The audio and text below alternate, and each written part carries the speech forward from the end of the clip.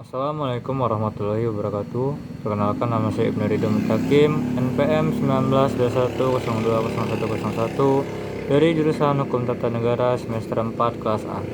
Di sini saya akan menjelaskan materi tentang demokrasi. Yang pertama akan kita bahas adalah pengertian demokrasi. Demokrasi berasal dari bahasa Yunani, demokratia, yang berarti kekuasaan rakyat. Demokrasi berasal dari kata demos dan kratos. Demos yang memiliki arti rakyat dan kratos yang memiliki arti kekuasaan. Demokrasi adalah gagasan atau pandangan hidup yang mengutamakan persamaan hak dan kewajiban serta perlakuan yang sama bagi semua warga negara. Demokrasi menurut Aristoteles mengemukakan ialah suatu kebebasan atau prinsip demokrasi ialah kebebasan karena hanya melalui kebebasanlah setiap warga negara bisa saling berbagi kekuasaan di dalam negara. Yang selanjutnya, demokrasi merupakan bentuk pemerintahan yang berasal oleh rakyat, dari rakyat dan untuk rakyat. Dalam bahasa berbeda, demokrasi merupakan usaha menciptakan kedaulatan rakyat atau negara yang dijalankan oleh pemerintahan negara tersebut.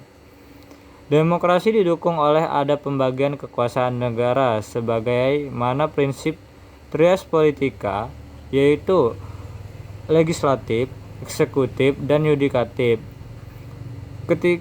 Ketiga lembaga negara tersebut terpisah namun saling bekerja sama.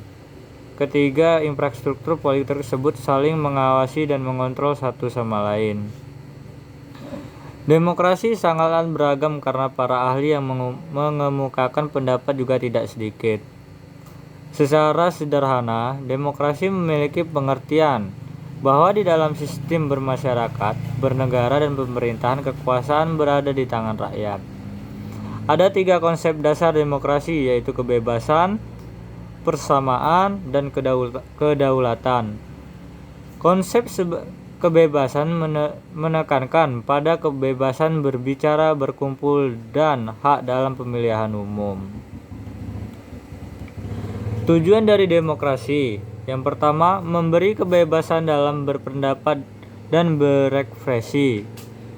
Yang kedua, negara yang menganut sistem pemerintahan demokrasi rakyat akan memiliki kebebasan untuk memberikan pendapat dan menyuarakan aspirasi dan ekspresi mereka di muka umum. Yang ketiga, mencegah perselisihan antar kelompok. Demokrasi juga bertujuan untuk mencegah terjadinya perselisihan dan konflik dalam negara demokrasi. Setiap masalah atau konflik yang terjadi akan diselesaikan dengan musyawarah. Dan yang selanjutnya, menciptakan keamanan dan ketertiban bersama. Demokrasi akan menjamin hak-hak setiap warga negara dan mengedepankan musyawarah untuk memecahkan solusi bersama agar terjalin keamanan bersama di lingkungan masyarakat. Mendorong masyarakat aktif dalam pemerintahan. Rakyat akan dilibatkan dalam setiap proses pemerintahan, mulai dari pemilihan umum secara langsung hingga memberi aspirasi terkait kebijakan publik. Rakyat juga didorong untuk aktif terlibat dalam bidang politik guna memajukan kinerja pemerintahan negara tersebut. Membatasi kekuasaan pemerintahan.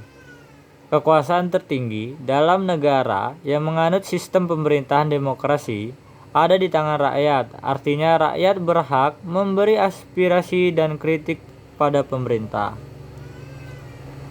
Prinsip-prinsip demokrasi. Perwakilan politik, kekuasaan politik tertinggi dalam suatu negara dan dalam masyarakat diputuskan oleh badan perwakilan yang dipilih melalui pemilihan umum.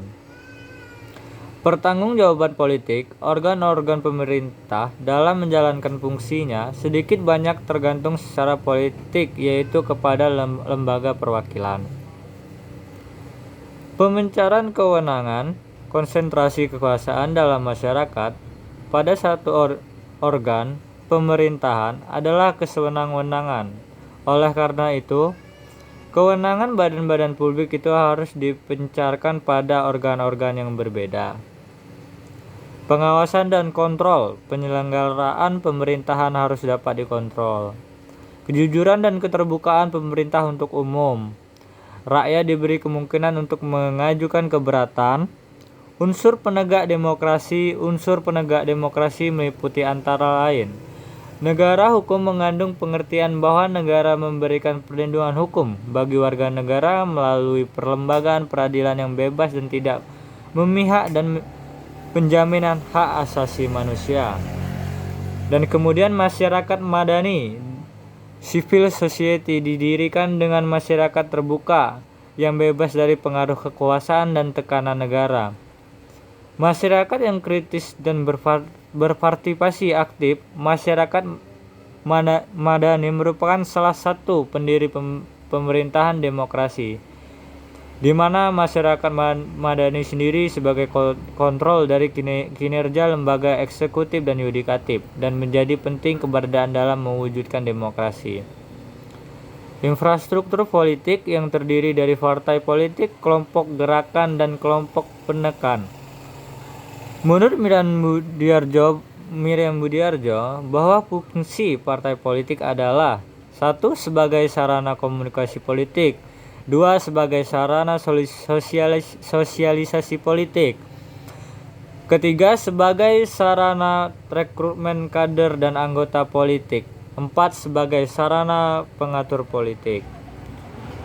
First yang bebas dan bertanggung jawab. Peran First dalam kehidupan demokrasi sangat penting, karena dari sinilah berbagai ragam informasi akan dipublikkan. Di lain pihak, yang First mengambil andil sebagai media penyampai aspirasi masyarakat dalam mengkritis kinerja pemerintah. Yang selanjutnya, perkembangan demokrasi di Indonesia.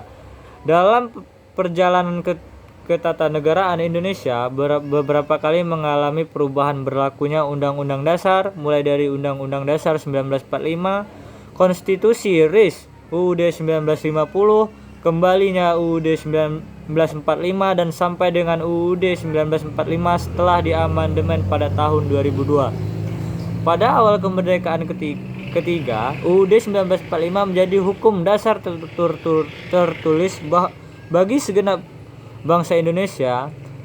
Muncul bergeseran gagasan ketatanegaraan yang mendominasi pemikiran segenap pemimpin bangsa. Sejak tanggal 17 Agustus 1945, Konstitusi RIS digantikan oleh Undang-Undang Dasar 1950. Bentuk negara serikat berubah menjadi negara kesatuan. Sistem demokrasi liberal yang sebenarnya dimulai pada RI di bawah Undang-Undang 1950. Sekali lagi mengenai peranan pemerintahan negara dalam penyelenggarakan demokrasi, terjadi perubahan yang mendasar ketika ketetapan MPRS 1965 menetapkan demokrasi terpimpinnya yang oleh Soekarno. Pada awal pemerintahan Orde Baru di bawah Presiden Soeharto, demokrasi Pancasila sebagai landasan pelaksanaan demokrasi. Runtuhnya pemerintahan Orde Baru pada tahun 1998 membawa pula hapusnya konsep dan pelaksanaan demokrasi Pancasila di tanah air. Penyelenggara demokrasi kini bertumpu pada Undang-Undang Dasar 1945 setelah mengalami amandemen. Orde reformasi berlakunya sistem multipartai terlihat pada pemilihan umum 1999. Habibie sebagai Presiden RI membuka kesempatan pada rakyat untuk berserikat dan berkumpul sesuai ideologi dan aspirasi politik. Itu saja yang dapat saya sampaikan dari materi ini. Saya akhiri. Wassalamualaikum warahmatullahi wabarakatuh.